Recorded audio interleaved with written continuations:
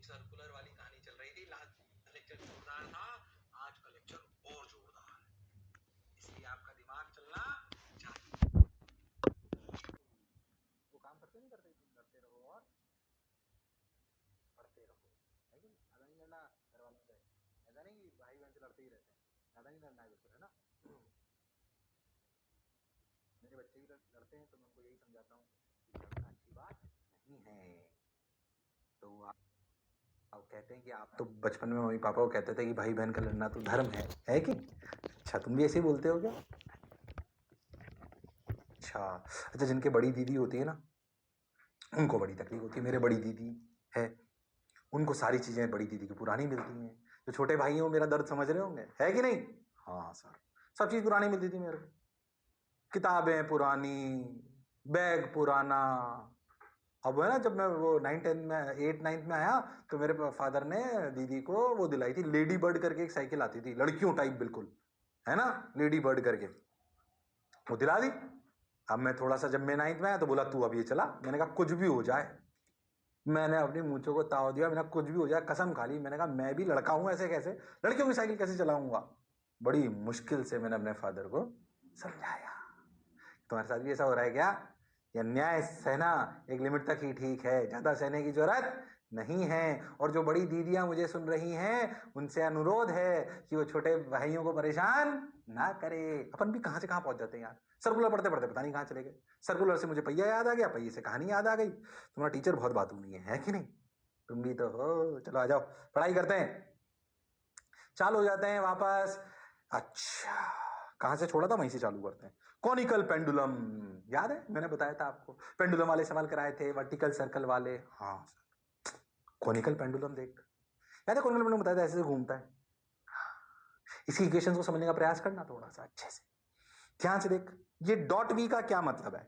Dot we का मतलब है कि वेलोसिटी बाहर है, ऐसे ऐसे बाहर है, मतलब ऐसे से घूम रहा है। सर्कल कैसा है? सेंटर। सर्कल कैसा है? Sorry, horizontal. याद कर, मैं बताया था। मैं फिर से ऐसे पूछूं, अगर तू ध्यान से देख, तो अगर मैं इसमें तो ऐसे पूछूं, बताओ ए एफ सी किधर लगेगा? ये पूछ चुका हूं मैं, आप यहां से पूछूं एफ सी किधर लगेगा, तो तुम बताओ। पिछले टर्न पे पूछा था ये, बताओ एफ सी किधर लगेगा, बताओ। अरे बताओ मेरे लाल, एफ सी किधर लगेगा? फटाफट बता दो, एफ सी किधर लगेगा? कौन सी? 1 2 3 4 5 6, बोलो। 5, एफ सी इधर लगेगा, याद है? हाँ। अब बताओ सेंटर किधर है? सेंटर ये है कि ये है, ये है। ओके, तो ए रेडियल डायरेक्शन किधर है? ये है। अब देखो इसका एफबीडी बनाओ अगर आप इस मास एम का, तो थोड़ा समझना, ये थोड़ा सा 3D में चला गया, इसलिए थोड़ा बुद्धि से करना पड़ेगा। टी एम जी और इधर एफ सी, कांस्टेंट स्पीड मान रहे हैं अपन, इसकी स्पीड कांस्टेंट। तो टेंजेंशियल का तो लफड़ा ही नहीं है। तो लॉजिकली सोचो, इसमें जो टी है ना, ये सर्कल के प्लेन के बाहर है फोर्स। अभी से तुम जितने भी सवाल कर रहे थे ना, उनमें फोर्स भले टेढ़ा मेढ़ा हो, पर क्या वो फोर्स था सर्कल के प्लेन में? कोनिकल पेंडुलम में फोर्स कहां चला गया? प्लेन के बाहर, सर्कल के प्लेन के बाहर। सर्कल का प्लेन तो हॉरिजॉन्टल है ना, तो इसको कैसे करेंगे समझे, कंफ्यूज नहीं होना बिल्कुल। ये रेडियल डायरेक्शन है, रेडियल डायरेक्शन। ये कौन सी डायरेक्शन है? तू कंफ्यूज मत होना, सर आपने तो बोला था हॉरिजॉन्टल वर्टिकल मत करो। हॉरिजॉन्टल वर्टिकल रिजॉल्व इसलिए कर रहे हैं क्योंकि एक फोर्स सर्कल के प्लेन के बाहर ही चला गया है। अच्छा, हाँ। अब सोचो रेडियल डायरेक्शन, ये जो डायरेक्शन है ये टेंजेंशियल डायरेक्शन नहीं है, ये अलग ही डायरेक्शन है। पर हमें ये पता है कि पार्टिकल ना ऊपर जा रहा है ना नीचे जा रहा है, इसी में ऐसे ऐसे रह रहा है, तो इस डायरेक्शन में भी नेट फोर्स 0 होना चाहिए। तो सोचो कि अगर ये एंगल थीटा है, तो क्या ये भी थीटा है? तो क्या इधर टी कॉस थीटा है? हाँ, और इधर टी साइन थीटा है। ओके, क्या वर्टिकल डायरेक्शन में, कंफ्यूज मत हो ना सर आपने वर्टिकल में फोर्स इक्वेट कर दिया, सर पेंडुलम में तो बना करा था। पेंडुलम अलग है, पेंडुलम का सर्कल वर्टिकल है, कॉनिकल पेंडुलम का सर्कल हॉरिजॉन्टल है। इसलिए फील अच्छे से, इसलिए कह रहा हूं अच्छे अच्छे सवाल करा रहा हूं अब, इसलिए अच्छे से फील आनी चाहिए।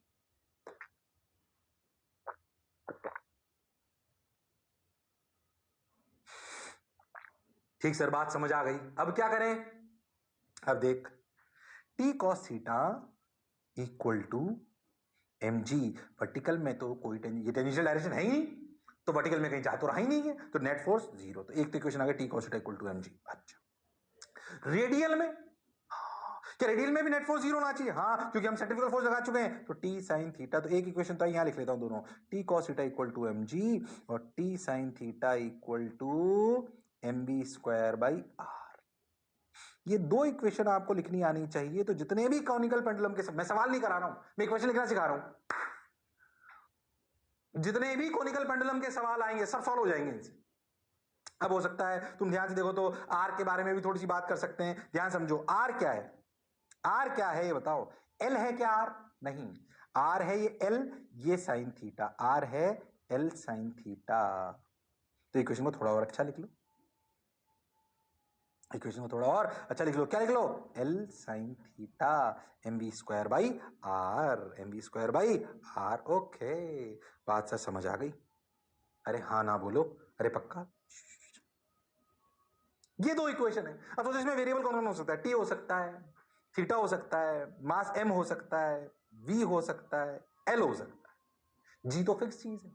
कौन कौन हो सकता है? T, theta, M, V, L, पांच वेरिएबल। सोच पांच में से कोई भी तीन दे दे तो क्या बाकी दो निकाल सकते हैं इन इक्वेशन से?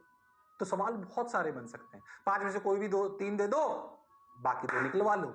हाँ सर, बात आप सही कह रहे हो। तो सवाल एक दो की बहुत सारे पर इक्वेशन यही। ये सवाल नहीं करा रहा हूं, इक्वेशन लिखना सिखा रहा हूं। क्या कॉनिकल पेंडुलम की इक्वेशन टी कॉस थीटा बराबर MG T sine theta equal to MB square by L sine theta समझ आती है? हाँ, हर बात समझ आती है। क्यों ऐसा करा? समझ में आती है। इसमें वर्टिकल डायरेक्शन टेंजेंशियल नहीं है, ये अलग प्लेन की कहानी चली गई है, सर्कल के प्लेन के भी बाहर की कहानी। हाँ, तो कंफ्यूज मत हो ना। अच्छा, तो कॉनिकल पेंडुलम समझ आया क्या? क्या अगर कॉनिकल पेंडुलम पे सवाल आएगा क्या मैं कर लूंगा? हाँ। क्या अगर वर्टिकल सर्कल में मेरे से टीवी पूछ लेगा जो लास्ट टर्न पे कराया था, क्या मैं कर लूंगा? हाँ सर, कर लूंगा तो सवाल हो जाएगा, कर लूंगा तो सवाल हो जाएगा। Okay, yes sir, thank you. Okay, क्या बात समझ आ गई? क्या बात एकदम क्लियर है? ओके सर, बिल्कुल क्लियर है, क्रिस्टल क्लियर। चलो भाई, अच्छा भाई, ये बात अपने को समझ आ गई। अब क्या करें, अब क्या करें, अब क्या करें, अब क्या करें, अब क्या करें? कुछ मत करो, आगे चलो, आगे चलो। Okay, T cos theta equal to M G और T sine theta equal to M B square by L sine theta. ये दो इक्वेशन अपने को समझ आ गई। और चलते हैं कॉनिकल पेंडुलम से थोड़ा सा पर। हमने क्या करा, एक ऐसा समझो, एक रॉड है, ऐसा समझो एक रॉड है, उसमें एक रस्सियां बांध दी, एक रस्सियां बांध दी, और उन दोनों रस्सियों के दोनों एंड पर एक मास बांध दिया।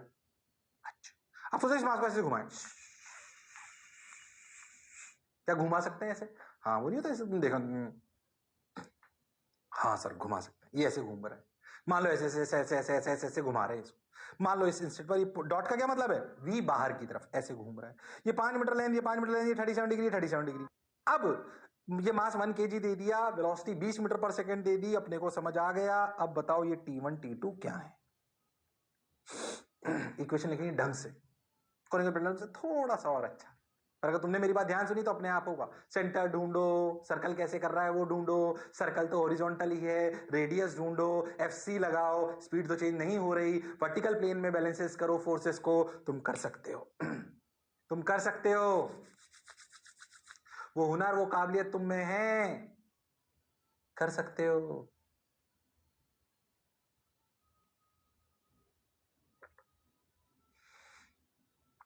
बोलो भाई, अरे बोलो भाई,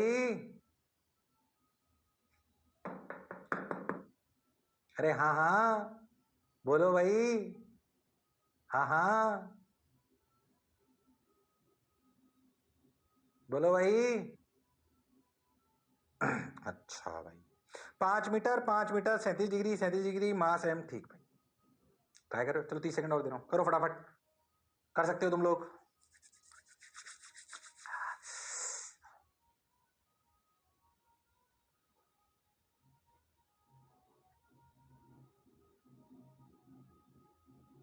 करो भाई, करो भाई। टाइम टाइम टाइम, 10 सेकंड और, 10 सेकंड और, 10 सेकंड और, फिर मास्टर बताएगा। सुंदर master, Sushil master.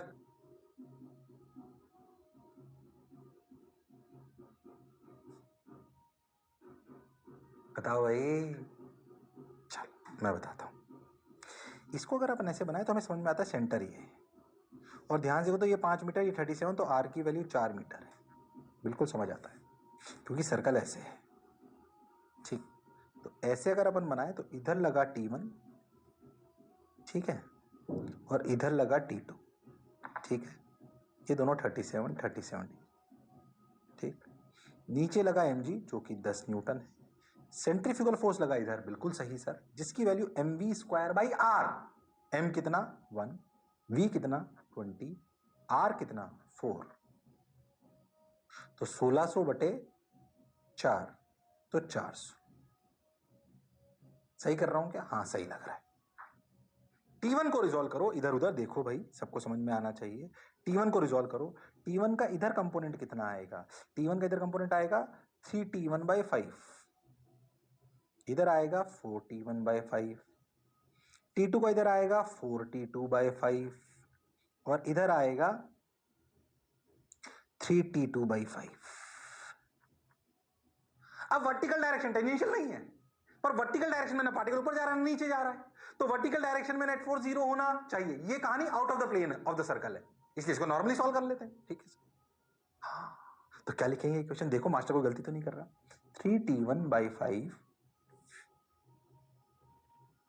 3T1/5 equal to, अरे इक्वल टू 10 प्लस 3T2/5। सही कर रहा हूं ना? हाँ, तो देखो 3T1/5 इधर कॉमन ले लो, तो 3T1 minus T2 equal to 50। तो T1 minus T2 equal to 50/3। एक इक्वेशन तो ये नजर आ गई मेरे को, देखना कोई गड़बड़ नहीं करे मास्टर, सही सा लग रहा है। रेडियल डायरेक्शन में अपन ने रेडियल डायरेक्शन में अगर अपन ने सूडो फोर्स मतलब सेंट्रीफ्यूगल फोर्स लगा लिया तो नेट फोर्स 0 होना चाहिए, तो क्या लिखेंगे? 4T1/5 plus 4T2/5 equal to 400। Okay, यानी कि ये 4 4 4 ये 100 हो गया, तो T1 plus T2 equal to 500, और T1 माइनस T2 इज 50/3। सही कर रहा है क्या मास्टर? हाँ सही सा तो लग रहा है। तो ये 1 इक्वेशन, ये 2 इक्वेशन, दोनों को जोड़ दो।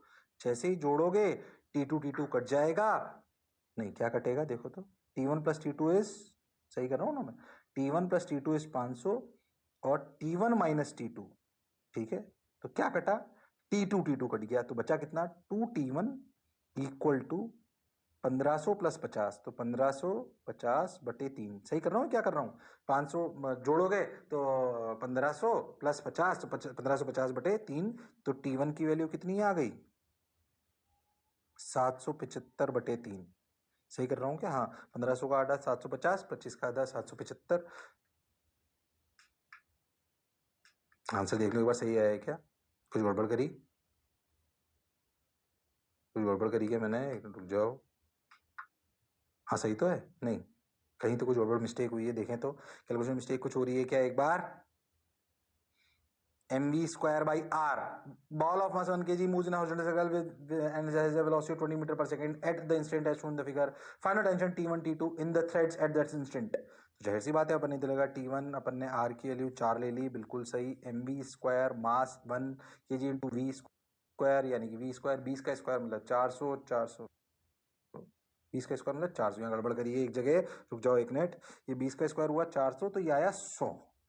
कैलकुलेशन मिस्टेक है, देखो ध्यान से वापस। ये FC कितना आया? एक मिनट रुक जाओ, चेंज करने दो। 20 का स्क्वायर/4 है ना, तो 100 वैल्यू आई, गड़बड़ कर दी एक, 100 न्यूटन। ठीक है, तो अगर ये 100 न्यूटन अपन ने गड़बड़ करी, तो ये 3T1 ये वाली इक्वेशन तो बिल्कुल सही है, ये वाली सही है, ये सही है, ये अपन ने लिख ली, यहाँ पे गड़बड़ हुई है। रुक जाओ एक मिनट, इसे सॉल्व करते हैं दोबारा से। ठीक है, तो ये 400 की जगह यहाँ क्या लिखेंगे अपन? ये लिखेंगे 100। ओके, तो अगर ये लिखेंगे 100, तो T1 की यह आ जाएगा 25, 25 इंटू 5 125, तो T1 plus T2 equal to 125, और T1 minus T2 is equal to 50/3। अभी सही है क्या? हाँ बिल्कुल सही सा लग रहा है एकदम। अब दोनों को जोड़ लो, तो T2 कट गया, तो 2T1 इक्वल टू 50/3, 125 प्लस 50/3। ठीक है, तो ये कितना हो गया? 375 प्लस 50, T1 की वैल्यू आई 400, 300 ये हो गया 375, 375 प्लस 50 425/6। देखा आंसर पीछे मैच हो रहा है क्या? हाँ सही सही, बोलो क्लियर है? हाँ सर। तो T1 की वैल्यू कितनी आ गई? 425/6। T1 आ गया तो T2 भी आ गया, T1 आ गया तो T2 भी आ गया, इसमें ऐसी कोई खास बात नहीं। कैलकुलेशन मिस्टेक पे ध्यान दिया करो। आंसर आ गया। अरे हो गया क्या?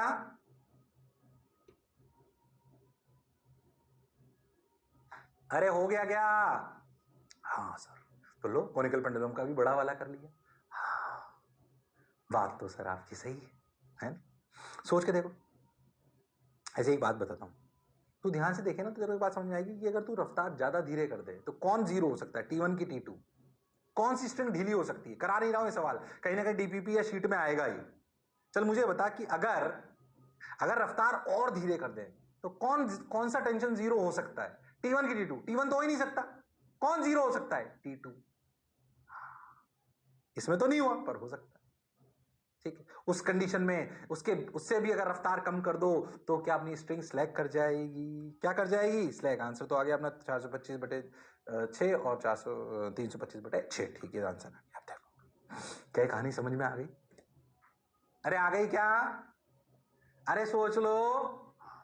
फिर कह रहा हूं आज का लेक्चर जोरदार है, हल्का है ही नहीं बिल्कुल, हल्के का काम ही नहीं है आज के लेक्चर। इसे ध्यान से सुनना और बुद्धि लगा के सुनना, गड़बड़ नहीं करनी। ओके, अगला सवाल सुन। अब पार्टी ऐसे समझो, सवाल समझाता हूं मैं आपको। एक एक वो है, क्या है, कंफ्यूज मत होना बिल्कुल। एक मान लो तुम्हारी टेबल है, उस टेबल के बीच में तुमने कील ठोक दी, टक ऐसे, उससे एक रस्सी बांधी, टक, उससे एक ब्लॉक बांधा एम मास का, टिक।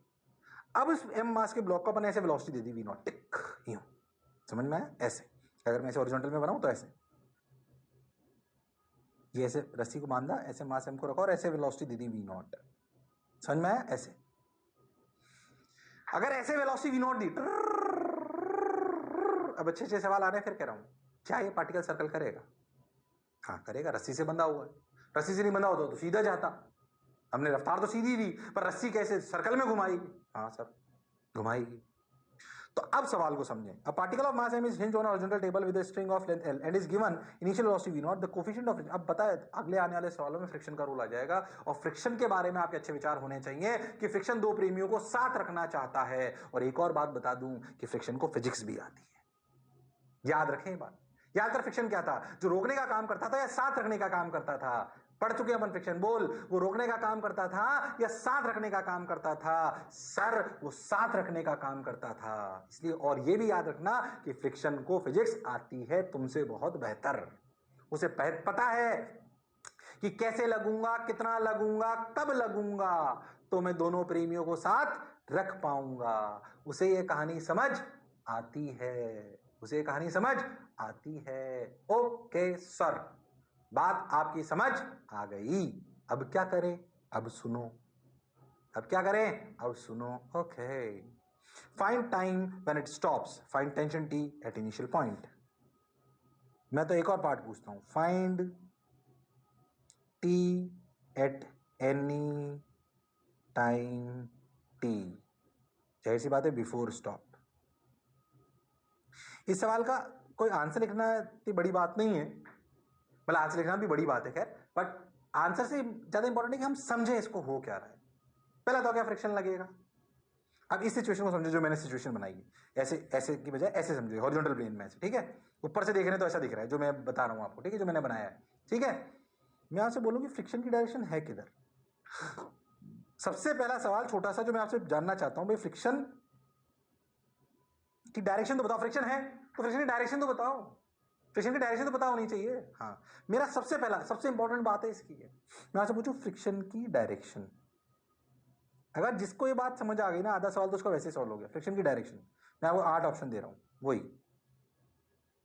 1 2 3 4 5 6 7 8 बोलो।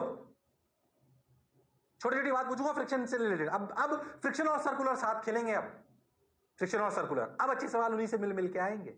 अच्छा बोलो, 1 2 3 4 5 6 7 8 में से फ्रिक्शन की डायरेक्शन क्या है? सबसे इस सवाल का सबसे अच्छा पार्ट यही है। कंसेप्चुअल बात तो यहीं पे ही है।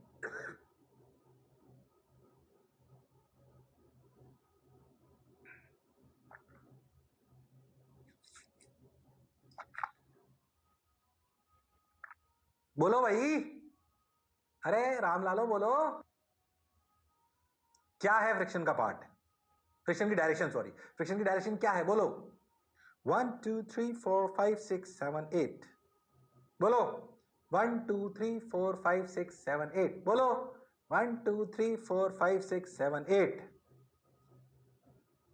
1 1 गलत, 2 गलत, 3 गलत, 4 गलत, 5 गलत, कई लोगों ने 5 बोला होगा, 6 गलत, 7 सही, 8 गलत। इसका आंसर है 7।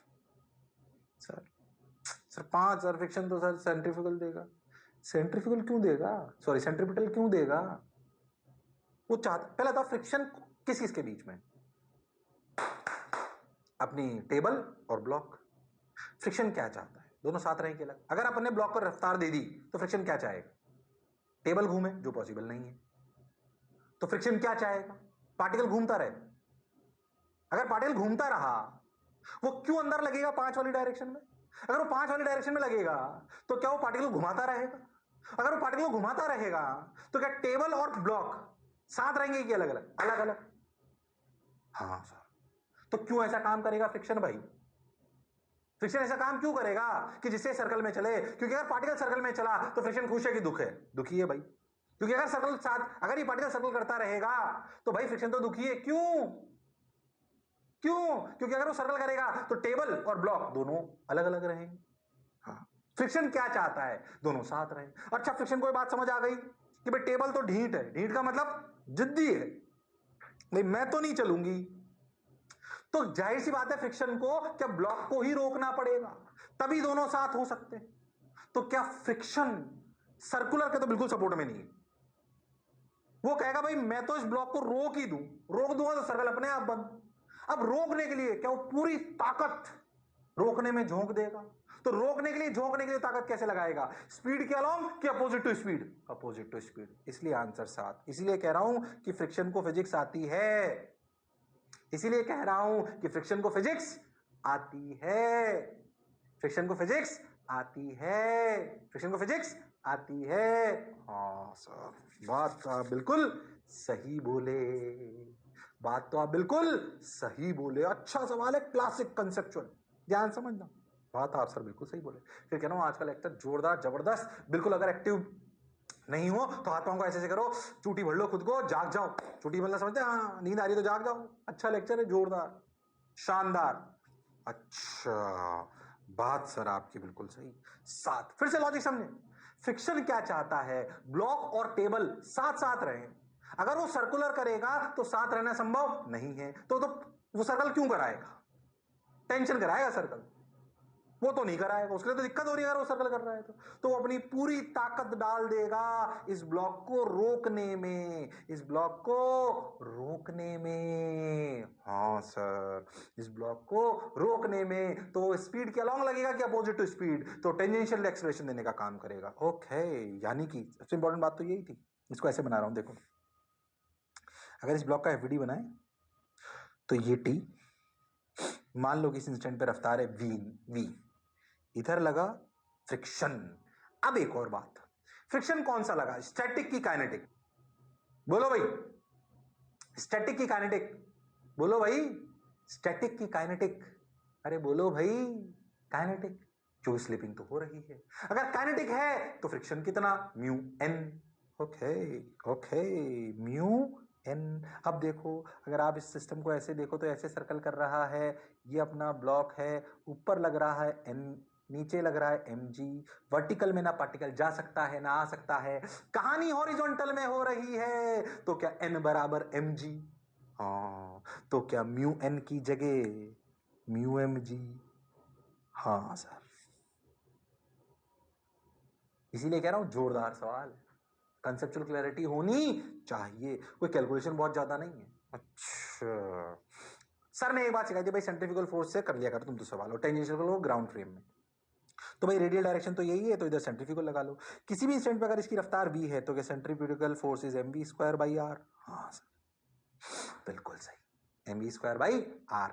ठीक, अच्छा और v अपना इधर है किसी भी इंस्टेंट पे, ठीक, ये v तो एफबीडी में दोनों है, बस इतना ही है, बस इतना ही।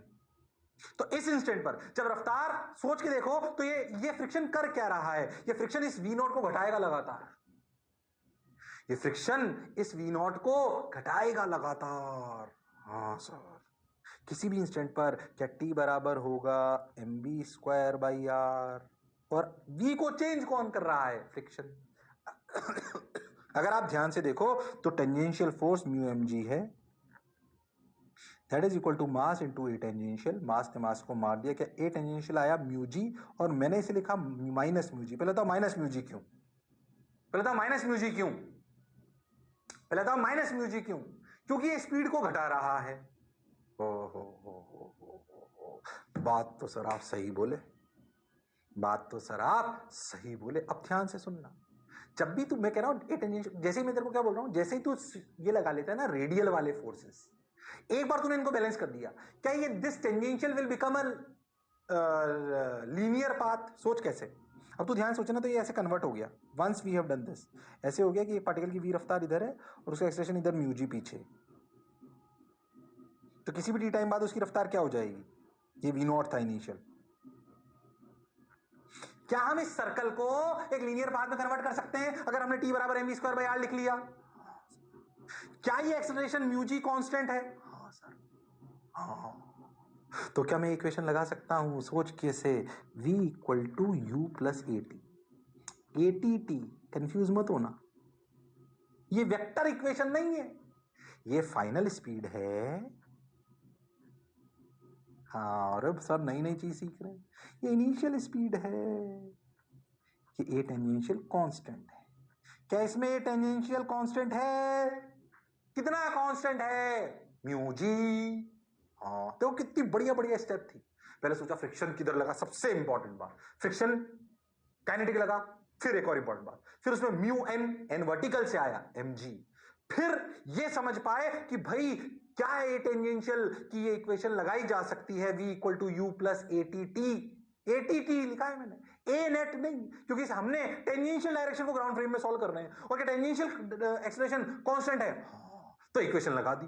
हाँ, इसमें v वेक्टर नहीं है, स्पीड है, हाँ, क्योंकि टेंजेंशियल फोर्स की बात हो रही है। हाँ, और बस अब क्या था देख, यहां लिखता हूं, v की वैल्यू क्या हुई, u यानी कि v not minus mu g T.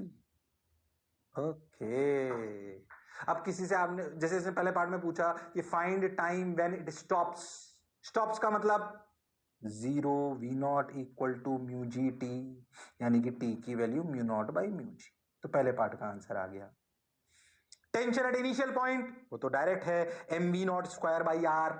हाँ, tension at any time t, तो tension at any time t क्या लिखेंगे, t equal to m v square by r, v की वैल्यू कितनी, v nought minus mu g t, तो m v nought minus mu g t का whole square by are.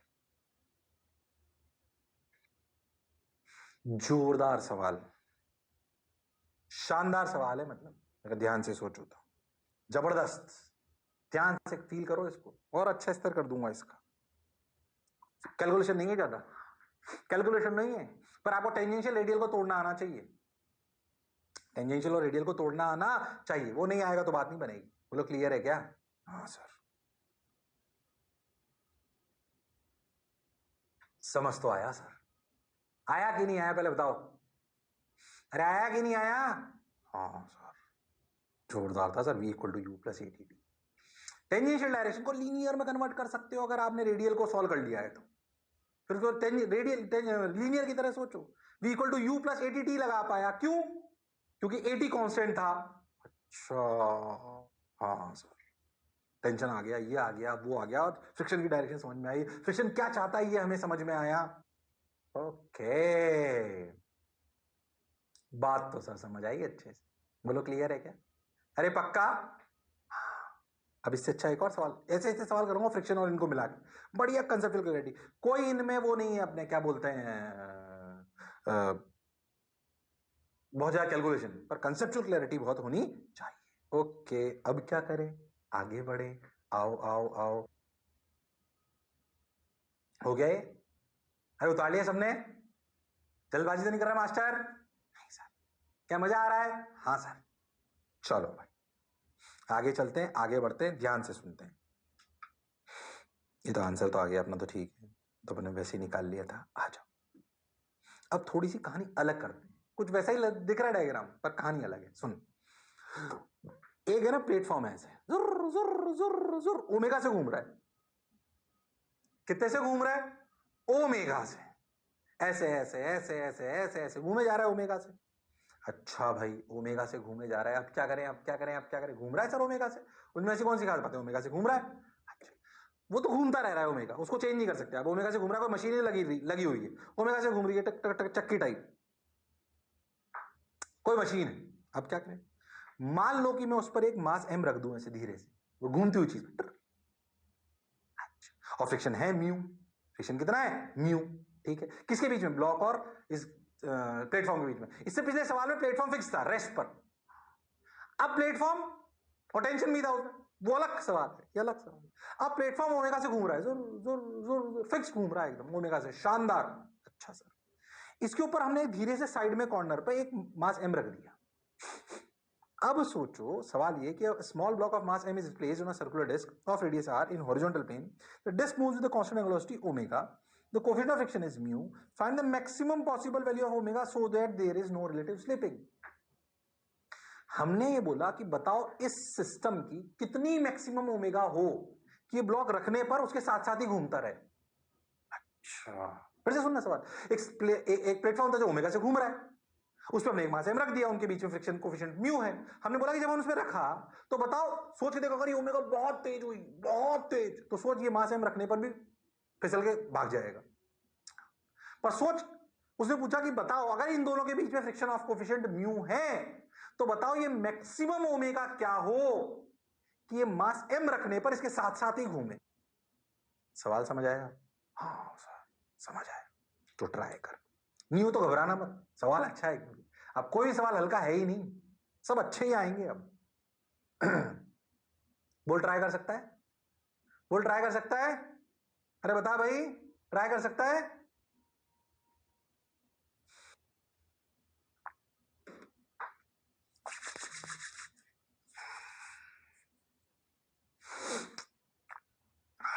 Try कर, try कर, time दे रहा हूं पूरा 1 मिनट, अच्छे से। तब तक मैं गाने गा लेता हूं। गाना कौन सा गाऊं? वो नहीं गाऊंगा जब से हुई है शादी, दूसरा गाऊंगा। दूसरा मुझे आता नहीं है।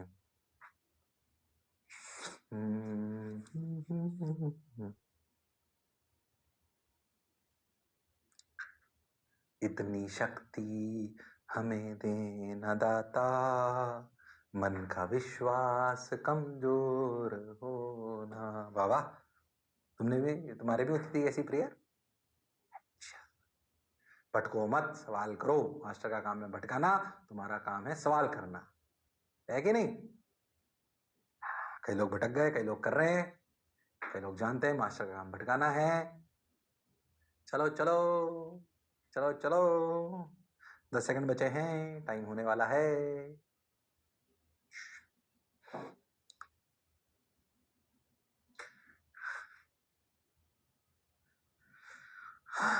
Okay, time up. अब समझ, मैंने आपको बोला था फ्रिक्शन को फिजिक्स आती है। अब फ्रिक्शन क्या चाहेगा? फ्रिक्शन क्या चाहेगा? अगर ये प्लेटफॉर्म घूम रहा है, इसे पता है तो घूमता ही रहेगा ओमेगा से, तो बहुत बड़ी मशीनरी इसे तो रोक ही नहीं सकते। अगर वो ब्लॉक रख दे तो ब्लॉक पे और तो कोई फोर्स है ही नहीं। ब्लॉक इस प्लेटफॉर्म के साथ कब रहेगा? जब ब्लॉक क्या सर्कल करेगा, क्योंकि अगर ब्लॉक रुक जाएगा तो प्लेटफॉर्म और ब्लॉक अलग अलग हो जाएगा। If friction will try to stop the block, which he has done in the previous problem. But in this problem, if he will try, he means what? Friction. If friction will try to stop the block, क्या block और platform साथ होंगे अलग अलग? अलग अलग। Friction को समझ में आया भाई, यहां पे रोकने से बात नहीं बनी, यहां पे इसको भी मेरे को सर्कल कराना पड़ेगा। किसको सर्कल कराना पड़ेगा? ब्लॉक को। अगर ब्लॉक को सर्कल वो नहीं करा पाया, फ्रिक्शन नहीं करा पाया, तो दोनों अलग अलग हो जाएंगे। तो फ्रिक्शन को समझ में आ गया भैया, इसमें मुझे सेंट्रीपिटल फोर्स देना पड़ेगा, यानी कि मुझे सेंट्रीपिटल एक्सेलरेशन देना पड़ेगा, यानी कि फ्रिक्शन ऐसे लगेगा। ओ हो, फ्रिक्शन ऐसे लगेगा। कहानी तो इसी बात की कि फ्रिक्शन लगेगा कैसे। क्या फ्रिक्शन को फिजिक्स आती है? फिर उसको समझ में आ गया कि भाई अगर ब्लॉक को साथ रहना है तो ब्लॉक को सर्कल करना पड़ेगा, तभी ये और प्लेटफॉर्म साथ रहेंगे, वरना रहना संभव नहीं है। तो फ्रिक्शन पूरी अपनी जान झोंक देगा इसको सर्कल में घुमाने के लिए, और सर्कल में घुमाने के लिए अगर जान झोंक देगा तो सर्कल को में घुमाने के लिए फोर्स किधर होना चाहिए? अंदर। तो इस वाले केस में सेंट्रीपिटल फोर्स कौन देगा? फ्रिक्शन। या आप बोलो सेंट्रीफ्यूगल फोर्स को कौन बैलेंस करेगा? फ्रिक्शन। क्या इस पे सेंट्रीफ्यूगल फोर्स, अगर ये हम मान लेते हैं कि ये साथ चल रहा है, फ्रिक्शन इतना लग गया कि ये साथ चल रहा है, मान लो साथ चल रहा है, मान लो साथ चल रहा है, तो क्या ब्लॉक की भी वही ओमेगा होगी जो प्लेटफॉर्म की होगी? तो क्या उस पे centrifugal force m omega square r बाहर लगेगा, और फ्रिक्शन इसको बैलेंस करने के लिए पूरा अंदर लगेगा? तो क्या फ्रिक्शन की value m omega square r के बराबर होगी? हाँ सर। इसका मतलब, अच्छा अगर स्लिपिंग नहीं, मान लो कि साथ साथ है, तो ये फ्रिक्शन कैसा है? ये फ्रिक्शन कैसा है? स्टैटिक है कि काइनेटिक है? स्टैटिक है।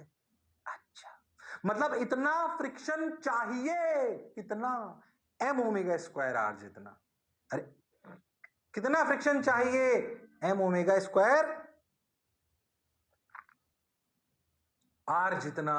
ओके, इतना फ्रिक्शन चाहिए एम ओमेगा स्क्वायर आर जितना। तो जितना फ्रिक्शन चाहिए, जितना फ्रिक्शन चाहिए वो मैक्सिमम पॉसिबल से कम होना चाहिए।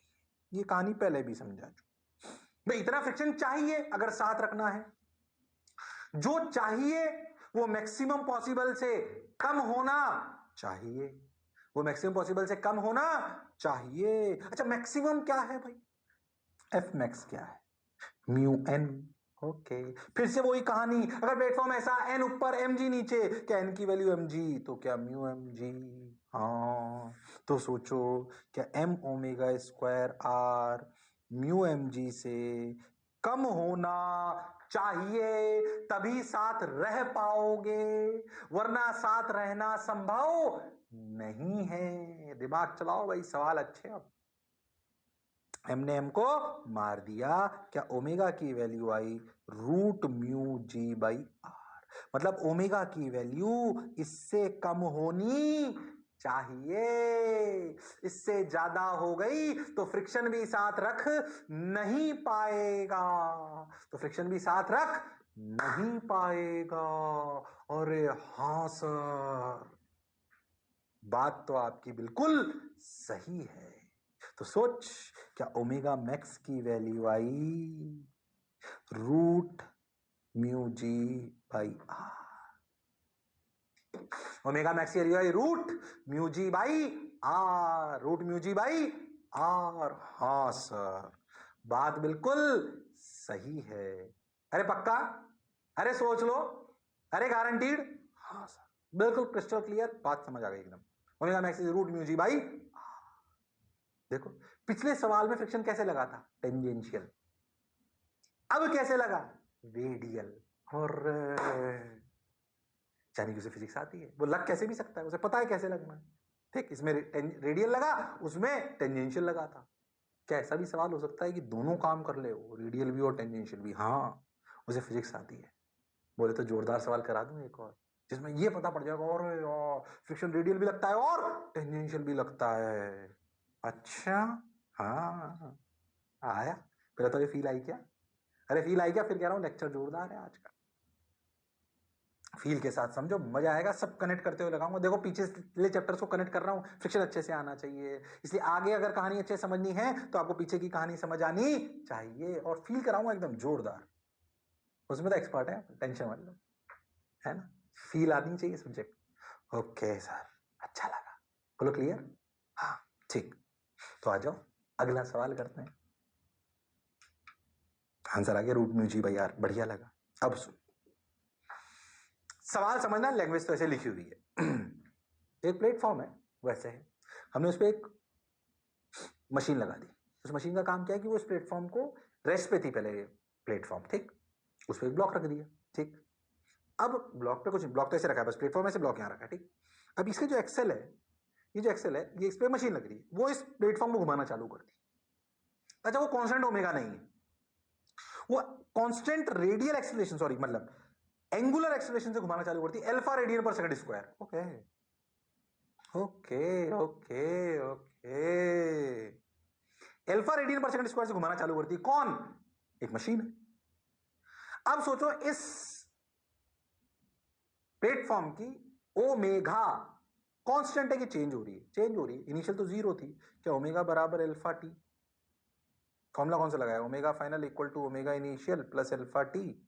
ओमेगा इनिशियल इज जीरो, तो omega final is alpha t. क्या ओमेगा कंटिन्यूसली चेंज हो रही है? अब सोच, ये जो ब्लॉक एम है, ये जो ब्लॉक एम है, बोलो क्लियर, ये ब्लॉक एम तो प्लेटफॉर्म पे रखा है, क्या इसके और प्लेटफॉर्म के बीच में फ्रिक्शन है? हाँ। क्या फ्रिक्शन चाहता है ये ब्लॉक और प्लेटफॉर्म साथ रहे? हाँ। तो प्लेटफॉर्म तो कंट्रोल नहीं कर सकता, तो फिक्स्ड है भाई, मशीन से जुड़ा हुआ है। क्या वो चाहेगा ये ब्लॉक इसके साथ साथ रहे? अगर वो इसको इसके साथ साथ रहना चाहता है तो सोचो, उसको इस ब्लॉक को साथ रखने के लिए टेंजेंशियल एक्सेलरेशन देना पड़ेगा कि रेडियल देना पड़ेगा कि दोनों देने पड़ेंगे? दोनों देने पड़ेंगे। ये सवाल मैं कराऊंगा आपसे, मतलब मैं करेंगे, अपन मिलके करेंगे। हाँ सर, मिलके करेंगे इसको, ध्यान से अच्छे समझना, फील के साथ। पानी पी लूं क्या? हाँ पी लो सर।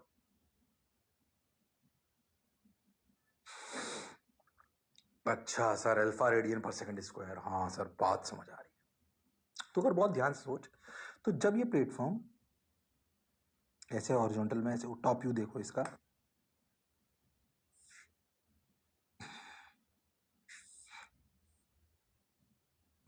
जब ये प्लेटफॉर्म ऐसे है, ये तो यहां ब्लॉक है, इस ब्लॉक किसी भी टाइम टी पर, क्या ये ओमेगा से घूम रहा है? क्या इसमें इधर लगेगा सेंट्रीपिटल फोर्स, यानी कि एम ओमेगा स्क्वायर आर, और इस ब्लॉक पर क्या इधर एक टेंजेंशियल फोर्स भी लग रहा है? कौन सा? ए टेंजेंशियल कितना है इसका? अल्फा आर, याद है A tangential is alpha R. तो ये ए टेंजेंशियल कौन प्रोवाइड कर रहा है? फ्रिक्शन। और ए रेडियल कौन प्रोवाइड कर रहा है? वो भी फ्रिक्शन। ओहो, अब तू कंफ्यूज मत होना बिल्कुल, मैं इससे समझाता हूं तेरे को। अगर तू बहुत ध्यान से, तो इस पार्टिकल के अगर साथ चल रहा है, मान लो साथ साथ, तो इस बात को फील करो। फिर कह रहा हूं बढ़िया सवाल, कि मास एम पर इस सर्कुलर प्लेन में फ्रिक्शन के अलावा और कोई फोर्स नहीं है। mg नीचे, n ऊपर है, वो तो n बराबर mg हो गया।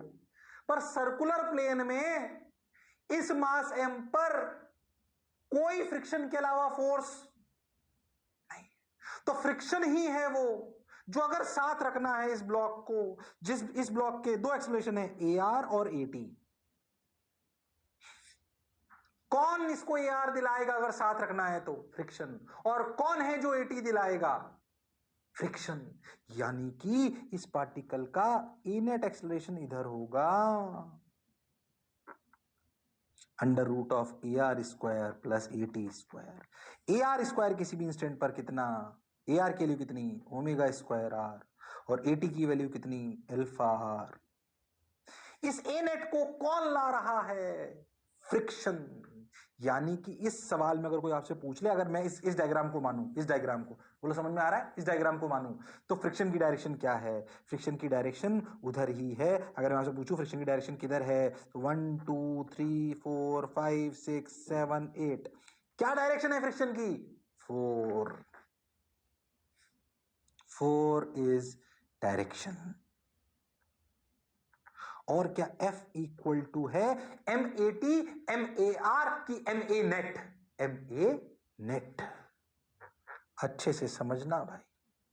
अब समझो, फ्रिक्शन का एक कंपोनेंट उसको ए टेंजेंशियल देगा, फ्रिक्शन का एक कंपोनेंट ए रेडियल देगा, क्योंकि फ्रिक्शन को पता है कि मैं कोई भी एक देने से चूका, अगर ए रेडियल नहीं दिया तो ये सर्कल से भाग जाएगा, और ए टेंजेंशियल नहीं दिया तो ये पीछे रह जाएगा। हाँ, इसलिए फ्रिक्शन को पता है कि मुझे ऐसे लगना पड़ेगा कि मेरा एक कंपोनेंट ए टेंजेंशियल दे और एक कंपोनेंट ए रेडियल दे, तभी मैं इसके साथ रह पाऊंगा, वरना रह पाना संभव नहीं है। तो क्लासिक इलस्ट्रेशन जो भाई क्या दे रहा है, ए रेडियल ए टेंजेंशियल की दोनों दे रहा है भाई। बोलो भाई, दोनों दे रहा है। हाँ sir, m a net. Okay, यानी कि m a net, a net कितना? ए आर, यानी कि ओमेगा की पावर 4 का square plus alpha square R square. डरना मत, ये फ्रिक्शन चाहिए, ये फ्रिक्शन चाहिए। जो चाहिए वो एफ मैक्स से कम होना चाहिए। एफ मैक्स कितना? वही पुरानी कहानी, म्यू एम जी। क्योंकि अगर साथ साथ हैं तो फ्रिक्शन स्टैटिक है, तो इतना फ्रिक्शन चाहिए। जो चाहिए वो मैक्सिमम पॉसिबल से कम होना चाहिए। Okay, mu M G. M ने एम को मार दिया, एम ने एम को मार दिया। अब ओमेगा ओमेगा पूछ रहा है तो ठीक है, ओमेगा की power 4 R square plus alpha square R square less than equal to mu square G square. ठीक है? अरे पक्का? अरे सोच लो। हाँ सर, तो ओमेगा की power 4 R square plus alpha square R square less than equal to mu square G square. Okay, अब क्या करें? कुछ मत करो, ध्यान से सुनो। ये हो गया अपना, तो ओमेगा की power 4 less than equal to mu square G square minus alpha square R square. ठीक है?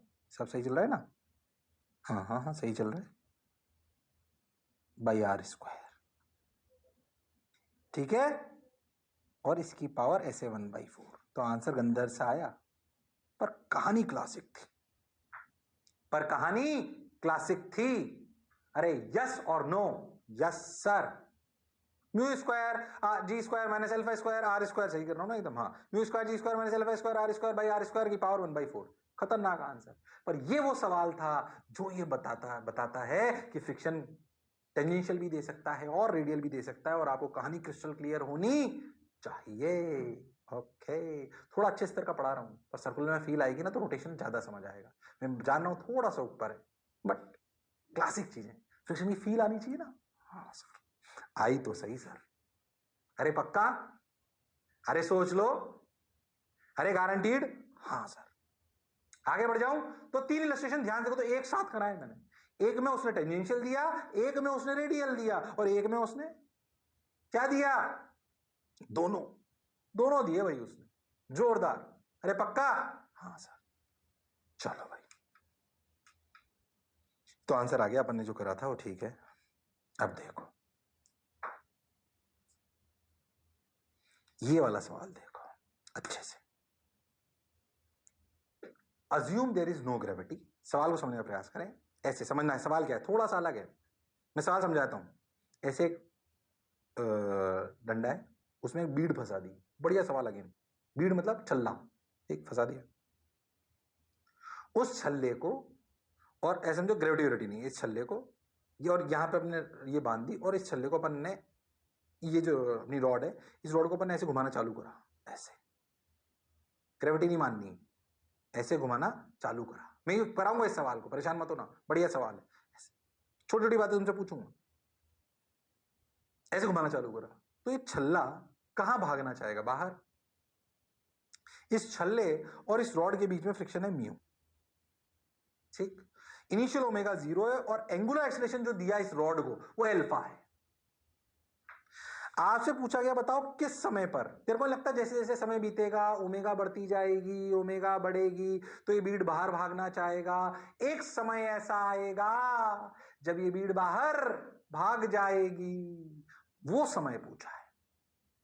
वो समय पूछा है। पहले तो सवाल समझ आया, एक रॉड पे एक अंगूठी फंसी हुई है ऐसे छल्ला, इस रॉड को घुमाना चालू करते हैं अल्फा रेडियन पर सेकंड स्क्वायर से, ठीक, ग्रेविटी है ही नहीं इस केस में, सवाल ये नहीं ग्रेविटी।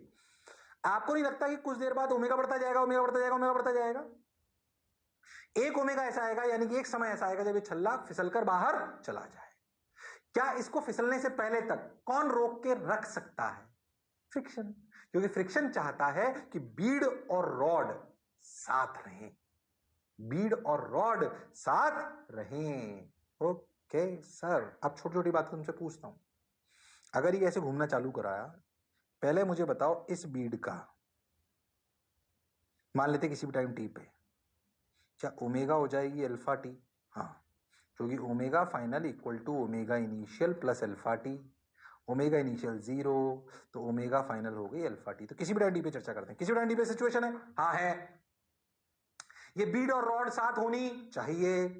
ओके, तो बीड के दो acceleration, A R omega square A T alpha. अब मुझे बेसिक बेसिक सी बातें बताओ पहले तुम, अच्छा सवाल है फिर से। अब मान लो कि साथ साथ हैं, अभी कहानी वही, मान लो साथ साथ हैं, फ्रिक्शन निकालो मैक्सिमम से कम कर लो, मान लो साथ साथ हैं। अच्छा बताओ एफ मैक्स क्या होगा? म्यू एम जी नहीं, अरे ग्रेविटी तो है ही नहीं, तो F max mu M G कैसे हो जाएगा? कहानी में ट्विस्ट है। फ्रिक्शन का फॉर्मूला म्यू एम जी होता है कि म्यू एन होता है? बोलो, म्यू एम जी होता है कि म्यू एन होता है? बोलो मेरे लाल, अरे मेरे पीले, बोलो म्यू एम जी होता है कि म्यू एन होता है? म्यू एन होता है। अब तो एक बात समझ, इस सवाल में अगर बीड ऐसे फंसी हुई है तो कौन है जो इसे रेडियल एक्सेलरेशन देगा? कौन है? अगर मैं इसका एफबीडी बनाऊं इस बीड का ग्राउंड फ्रेम में, तो कौन है जो इसको बाहर जाने से रोकेगा? अच्छा बताओ फ्रिक्शन कैसे लगेगा? फ्रिक्शन, फ्रिक्शन की डायरेक्शन सोचो, क्या बीड बाहर भागना चाह रही है? अच्छा फ्रिक्शन ऐसे नहीं लग सकता, परपेंडिकुलर टू द सरफेस से लगता है, फ्रिक्शन तो अंदर ही लगे, तो फ्रिक्शन अंदर लग गया, तो कौन है? ऐसे मतलब फ्रिक्शन कैसे इसमें टेंजेंशियल एक्सटेंशन दे सकता है? टेंजेंशियल एक्सटेंशन तो परपेंडिकुलर टू द सरफेस हो गया, हाँ सर, तो फ्रिक्शन तो ऐसे लग ही नहीं सकता, हाँ सर, तो ये कौन दे रहा है टेंजेंशियल एक्सटेंशन? ये दे रहा है नॉर्मल। हो सोचो आप इसमें ऐसे वो फंसा दो अपने कोई भी छल्ला और उसमें चलाओ, तो अगर ऐसे चलाओगे तो ऐसा एक्सेलरेशन कौन देगा? फ्रिक्शन की नॉर्मल? नॉर्मल। हर सिचुएशन अलग अलग होती है, इसलिए इमेजिनेशन अच्छी होनी चाहिए। पर इसको ऐसे रेडियल एक्सेलरेशन कौन देगा? ऐसे कौन लग सकता है अलोंग द सरफेस? फ्रिक्शन। तो फ्रिक्शन और नॉर्मल, अच्छा सोचो ऐसे कैसे, लॉजिकल बात बताते हैं, याद करो मैंने तुम्हें बताया था कि फ्रिक्शन साथ रखना चाहता है कि कांटेक्ट फोर्स, कांटेक्ट फोर्स के दो बेटे थे, कौन? नॉर्मल और फ्रिक्शन, तो दोनों काम कर रहे हैं इसको रोकने का। एक ने दे दिया टेंजेंशियल, फ्रिक्शन ने बोला भाई इस केस में मैं इसे टेंजेंशियल नहीं दे सकता, नॉर्मल ने बोला चिंता मत कर मैं हूं, मैं दूंगा, साथ रखेंगे। ओके, जबरदस्त बात सर। तो ये अपना इसका ग्राउंड फ्रेम में एफबीडी हो गया, ये अपना इसका ऐसे एक्सेलरेशन हो गया। तो तुझे नहीं लगता कि n बराबर है, n ही वो है जो उसे दे रहा है, क्या वो m अल्फा r है? हलबड़ तो नहीं कर रहा, एटी, हाँ, मास इंटू ए टेंजेंशियल, हाँ सर। और क्या फ्रिक्शन अगर इधर अंदर लग रहा है तो अपन इसको ऐसे अंदर, अगर अपन नॉर्मल तरीके से बात करें तो अपन जानते हैं इधर फ्रिक्शन तो इधर अपना m ओमेगा स्क्वायर r, तो क्या फ्रिक्शन की वैल्यू है m ओमेगा स्क्वायर r, ठीक है, इधर फ्रिक्शन, फ्रिक्शन ने किसको बैलेंस कर दिया? m ओमेगा स्क्वायर r को, और क्या ओमेगा की वैल्यू है अल्फा t, तो m alpha square t square into r। हाँ, इतना फ्रिक्शन चाहिए, जो चाहिए वो मैक्सिमम से कम होना चाहिए, मैक्सिमम म्यू एन की म्यू एम जी। जोरदार सवाल, म्यू एन की mu M G, sir mu N. अब बता एन कितना? एन एम एल्फा और यार, यानी कि M alpha square T square R should be less than mu M alpha R, यानी कि m ने m को मार दिया, r ने r को मार दिया, एक अल्फा ने अल्फा को भी मार दिया, t की वैल्यू आई रूट म्यू बाई अल्फा से छोटी, यानी कि time root mu by alpha से कम होना चाहिए। इससे कम अगर समय होगा तो हम साथ रहेंगे, वरना हम साथ छोड़ देंगे, वरना हम साथ छोड़ देंगे। अगेन जोरदार सवाल, आज चारों इलस्ट्रेशन जोरदार थे, एक से बढ़कर एक। कंसेप्चुअल क्लैरिटी, दिमाग चलाना भैया, गड़बड़ मत करना, आसान नहीं है, दिमाग वालों को ही समझ आएगा ये, बहुत कैलकुलेशन नहीं है, पर सोर्स फ्रिक्शन के अलग अलग रोल, टेंजेंशियल, रेडियल, दोनों। उसके भाई की भी मदद ले ली, भाई कौन, नॉर्मल। और हाँ ले भाई, कहने को अच्छे सवाल होते हैं, टफ होते हैं, पर अगर समझ आए तो फील आती है। हाँ सर, बात तो सर आप सही कह रहे हो 110%। आजा और आगे चलते हैं, आज तो अपन ने जो है मजे कर लिए एकदम। आंसर आ गया क्या, म्यू बाई अल्फा? हाँ सर, जो पढ़ा जो समझा बिल्कुल सही है। एक और बढ़िया, कैसे मत सोचो बहुत टफ करा रहा हूं, सीरमा टाइप सवाल है ये। आ जाओ। A small block of mass m is placed in a bowl of radius r, making an angle theta with the axis as shown in the figure. The bowl rotates with an angular velocity omega.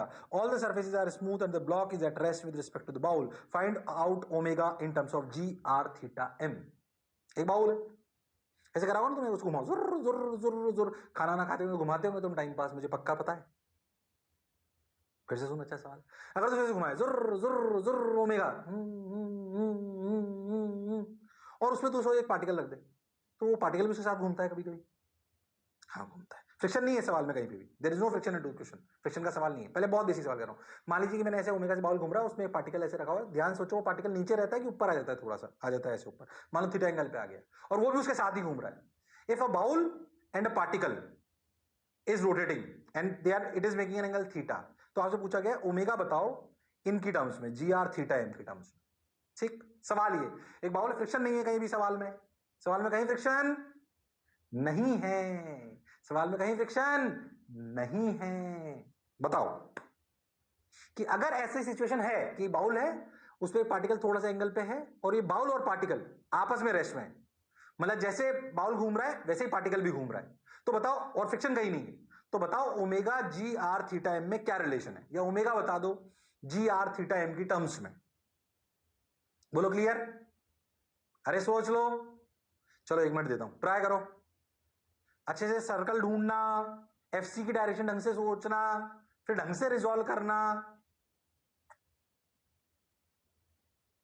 Confuse मत करना। मैं आपसे सबसे पहली बात पूछूं, FC की direction किधर है? 1 2, गड़बड़ मत कर देना, 3 4 5 6 7 8, बोलो बोलो, एफसी की डायरेक्शन किधर है? 1 है भाई, गड़बड़ मत सोचना, सर्कल ऐसे है, ये एफसी होगा, है ना? जो 3 मतलब 8 सोच रहे थे उनको बता दूं, गलत नहीं सोचना है, सर्कल ऐसे है, रेडियस आर थीटा, ट्राई कर ट्राई कर, ढंग से डायग्राम बनाएगा हो जाएगा। थोड़ा सा कॉनिकल पेंडुलम टाइप है, ध्यान से सोच, तो कॉनिकल पेंडुलम टाइप ही है बिल्कुल। हाँ हिंट दे दिया सर, अब कर सकते हो तुम लोग। किसके टाइप है ये, किसके टाइप है? Conical pendulum type. हाँ भाई, हाँ भाई, करो भाई,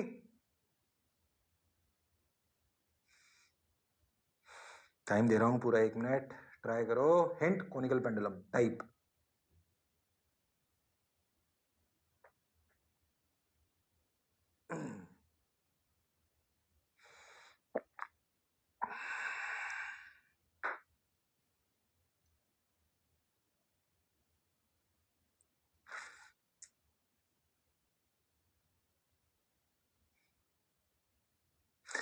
लास्ट 15 सेकेंड्स, लास्ट 15 सेकेंड्स रामलालो, कर सकते हो तुम लोग। हाँ हाँ, चलो आ जाओ, पहले एक बात समझो, एफ सी इधर क्यों लगा बोलो, क्लियर है, लिखेंगे एम ओमेगा स्क्वायर आर। पहले तो आर क्या है, आर आर है कि ये आर है, ये आर है, इस आर की वैल्यू क्या है? हमारा सर्कल का आर तो ये होगा एम ओमेगा स्क्वायर आर में आर क्या है? ये आर, ये थीटा, तो ये आर साइन थीटा, यानी कि centrifugal force R sine theta है। अगर अब इसका डायग्राम बनाए मास एम का अच्छे से, इधर लग रहा है नॉर्मल, नीचे लग रहा है एम जी, इधर लग गया centrifugal M omega square are sine theta, ये रेडियल, ये ऐसे, ये वर्टिकल डायरेक्शन है, ये आउट ऑफ द प्लेन है, टेंजेंशियल तो है ही नहीं क्योंकि ओमेगा कांस्टेंट है। तो वर्टिकल में बैलेंस करो और ऐसे रेडियल में बैलेंस करो। Vertical is in the other plane. हाँ सर, अब सोचो ये एन, तो ये एन, तो ये एन, तो ये एंगल थीटा, तो क्या ये भी थीटा? हाँ, तो ये एन कॉस थीटा, तो क्या n cos theta is m g? हाँ सर, और n sine theta is m omega square are sine theta. Okay, फिर बढ़िया सवाल, n cos theta equal to M G और n sine theta equal to m omega square are sine theta.